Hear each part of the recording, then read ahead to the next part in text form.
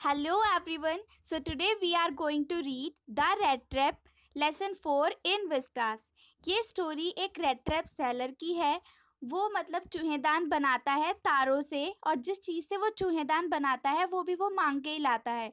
अब वो तो सिर्फ बनाता है और बेचता है, लेकिन फिर भी उसके पास इतने पैसे नहीं होते कि वो आसानी से अपना जीवन यापन कर सके, तो वो छोटी मोटी चोरी भी करता है। लेकिन उसकी ज़िंदगी बिल्कुल भी अच्छी नहीं चल रही थी। उसकी आँखों में हंगर दिखाई देता था और उसकी लाइफ एक ही टोन पर चल रही थी। मतलब कोई एक्साइटमेंट नहीं, या अगले दिन कुछ अलग होगा। जो रोज़ होता था वही सेम ही चल रहा था मतलब। और उस हम इमेजिन भी नहीं कर सकते, उसकी लाइफ इतनी ज़्यादा मतलब सैड थी। अब वो इधर-उधर घूमता रहता था।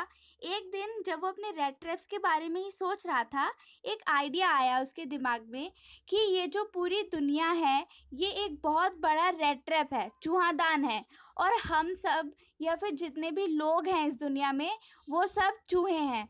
और ये दुनिया हमारे लिए पैसा और जॉयज़ या फिर बड़ा घर, ये सब हमारे लिए चारा है। जैसे हम चूहा पकड़ने के लिए आलू वगैरह रखते हैं, ये पैसा, बिल्डिंग वगैरह, ये हमारे लिए चारा है।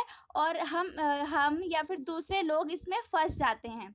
मतलब ओवरऑल वो यही कहना चाहता था कि एक पूरी दुनिया ये एक रेड ट्रैप है, और आसपास के जितने भी लोग हैं वो सब रेड्स हैं। और ये दुनिया कभी भी रेड ट्रैप सेलर के लिए अच्छी नहीं रही, तो उनके बारे में ऐसा सोच के कि वो सब ऐसे फंस जाते हैं।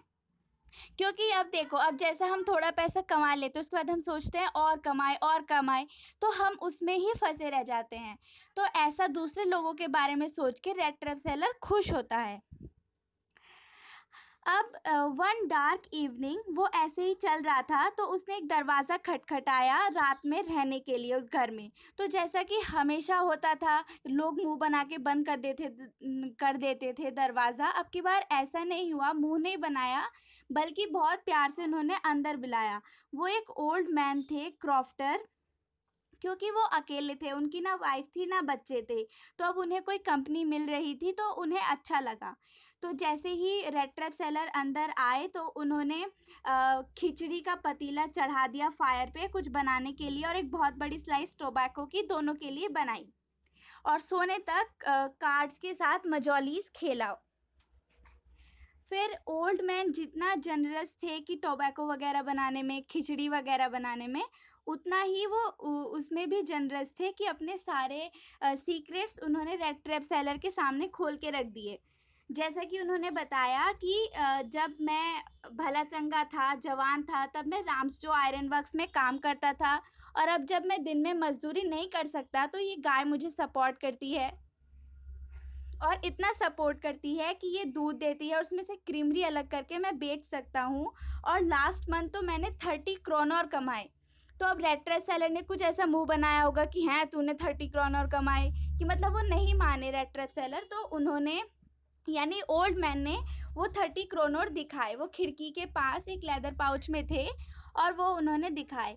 अगले दिन दोनों उठे, और क्रॉफ्टर को जल्दी थी कि वो दूध निकाले गाय का। फिर दूध वगैरह निकालने के बाद दोनों अपने अपने रास्ते चल दिए। लेकिन आधे घंटे बाद हम क्या देखते हैं कि रेड ट्रैप पेडलर दोबारा वापस आ जाता है दरवाजे के सामने। लेकिन वो दरवाजे के अंदर घुसने की कोशिश नहीं करता, बल्कि विंडो का एक शीशा तोड़ता है, और विंडो के पास ही थे वो लेदर पाउच में 30 क्रोनर। वो 30 क्रोनर ले लेता है, मतलब वो पैसे ले लेता है, और लेदर पाउच वापस रख देता है। मतलब ईमानदारी देखो बंदे की, पैसे ले लिए लेकिन पाउच वहीं वापस रख दिया। अब वो काफ़ी खुश हुआ अपनी स्मार्टनेस पे। फिर उसने सोचा कि मुझे पब्लिक हाईवे पे नहीं चलना चाहिए, तो उस वजह से वो मतलब फॉरेस्ट के अंदर से चलने लगा। लेकिन वो बहुत देर से चल रहा था, लेकिन वो फॉरेस्ट के एंड पे नहीं आ पा रहा था। तो बाद में उसे समझ आया कि मैं फॉरेस्ट के एक ही पार्ट में घूम रहा हूँ। अब उसे वही आइडिया आया दिमाग में, वो रेड ट्रैप का, कि पूरी दुनिया एक रेड ट्रैप है। तो अब उसे समझ आया कि अब मैं फंस चुका हूँ। वो जो 30 क्रोनर थे वो मेरे लिए चारा रखा गया था, और मैंने उसे लिया, और अब मैं इसमें फंस गया, जैसे चूहा चूहेदान में फंस जाता है। अब वो मतलब बहुत ही ज़्यादा थक चूर के वो ज़मीन पर लेट जाता है। आगे क्या होता है वो हम सेकंड पार्ट में पढ़ेंगे।